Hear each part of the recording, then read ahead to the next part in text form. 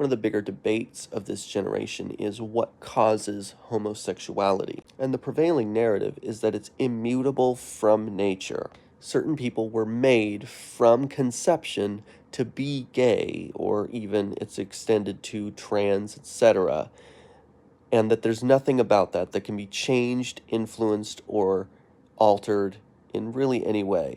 However, we don't actually know that as truth. It is simply repeated rhetoric. Those who believe that it is immutable from nature, that a person was conceived in that way from birth or from conception, where it gets sticky is that people will impose that creative narrative onto whatever they believe about creation. So the individuals that are purely materialistic will say that they evolved to be this way. Those who believe in a more divine origin will say that God had made them this way. And part of it is rooted in a short-sighted sense that a lot of people have, where they'll see a snapshot of an individual's current patterns of behavior, and they will assume that that person, because they receive fulfillment, satisfaction, value from those patterns of behavior, that they were made to be that way.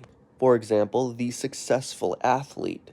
If a person is truly successful as an athlete, a Michael Phelps, for instance, people will say that God made them to do that very thing, ignoring the reality that that is actually a very narrow window of what Michael Phelps's life is. Even the 21 gold medals and all those things, eventually a person retires from their sport, and then they continue to live.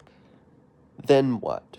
And that's the really big challenge that a lot of athletes face, is that they've been told their whole lives, especially the really successful ones, that God made them, or that they were naturally designed to be whatever that athlete happened to have been, and now they've outlived their purpose.